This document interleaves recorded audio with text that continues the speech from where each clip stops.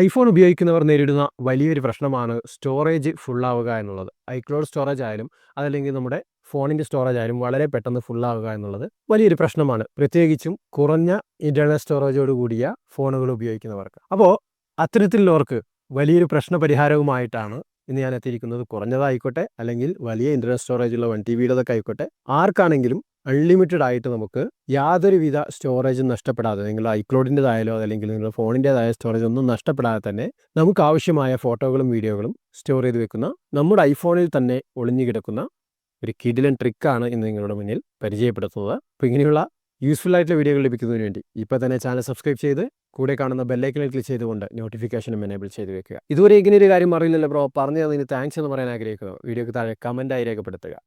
കഴിവിൻ്റെ പരമാവധി എല്ലാവരിലേക്കും വീഡിയോ ഷെയർ ചെയ്ത് കൊടുത്തോ, അറിയാത്തവർ അറിഞ്ഞിരിക്കട്ടെ. അപ്പോൾ നേരത്തെ പറഞ്ഞതുപോലെ അൺലിമിറ്റഡ് ആയിട്ട് നമുക്ക് ഫ്രീ ആയിട്ട് നമ്മുടെ ഐഫോണിൻ്റെ സ്റ്റോറേജ് ഉയർത്തുക എന്നല്ല, നമ്മുടെ ഫോണിലുള്ള ഫോട്ടോസ് വീഡിയോസ് നമുക്ക് സ്റ്റോർ ചെയ്ത് വെക്കാം.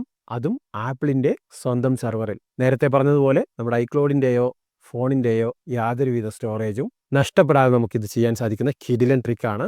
അപ്പോൾ ഐഫോൺ ഉപയോഗിക്കുന്നവർക്ക് വേണ്ടി ഒന്ന് ഷെയർ ചെയ്ത് കൊടുത്തു. അപ്പോൾ എന്തായാലും നമുക്ക് എങ്ങനെയാണ് ഇതിനെ ഉപയോഗിക്കുന്നത് നോക്കാം. ഹായ് എല്ലാവർക്കും നമസ്കാരം, ഞാൻ ജാബിർ വരിക്കോടൻ. ഫേസ് ടൈം എന്ന ചാനലിലേക്ക് എല്ലാവർക്കും സ്വാഗതം.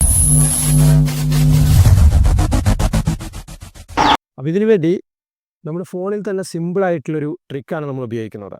അഥവാ നമുക്കറിയാം, നമ്മുടെ ഫോട്ടോസ് ആപ്പിൽ നിരവധി ഫോട്ടോകളും വീഡിയോകളൊക്കെ ഉണ്ടാകുന്നതിന് താഴെയായിട്ട് നമുക്ക് മറ്റു ചില ഓപ്ഷനുകളും കാണാൻ സാധിക്കും. അഥവാ ഈ ഒരു ഭാഗത്തേക്ക് നിരവധി ഫോട്ടോകളും വീഡിയോകളൊക്കെ ഉണ്ടാകുന്നതിന് താഴെയായിട്ട് നമുക്ക് മറ്റു ചില ഓപ്ഷനുകളും കാണാൻ സാധിക്കും. അഥവാ ഈ ഒരു ഭാഗത്തേക്ക് താഴേക്ക് സ്ക്രോൾ ചെയ്ത് പോയി കഴിഞ്ഞാൽ നിങ്ങൾക്ക് ഷെയർഡ് ആൽബം എന്നുള്ള ഒരു ഓപ്ഷൻ നിങ്ങൾക്ക് കാണാൻ സാധിക്കും.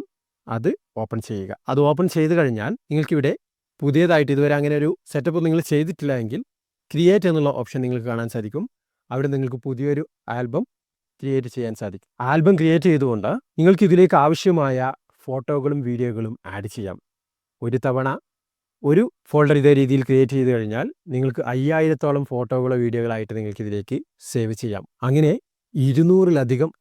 200-ഓളം ഷെയർ ഫോൾഡർ ഒരു ഫോണിൽ, ഒരു ഐക്ലൗഡ് ID ഉപയോഗിച്ചിട്ട് അല്ലെങ്കിൽ ഒരു ആപ്പിൾ ID ഉപയോഗിച്ച് നിങ്ങൾക്ക് ക്രിയേറ്റ് ചെയ്യാൻ സാധിക്കും. എത്രയോ ഫോട്ടോകൾ നമുക്ക് ഇത്തരത്തിൽ അൺലിമിറ്റഡ് എന്ന് തന്നെ പറയാം, ഇത്തരത്തിൽ ഷെയർ ചെയ്ത് വെക്കാൻ സാധിക്കും. അപ്പോൾ നിങ്ങൾക്ക് ആവശ്യമായ ഫോൾഡർ ഇതേ രീതിയിൽ ക്രിയേറ്റ് ചെയ്യുക.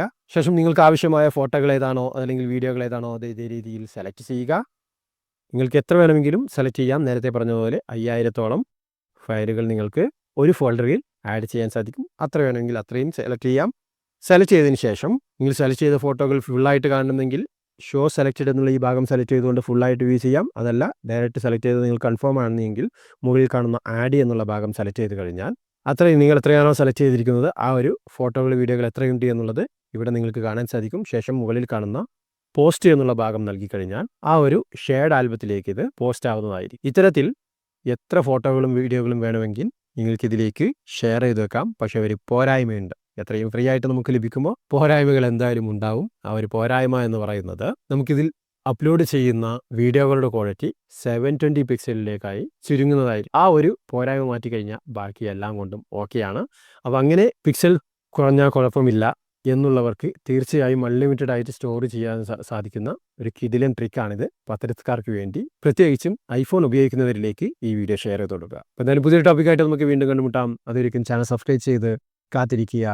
നന്ദി, നമസ്കാരം.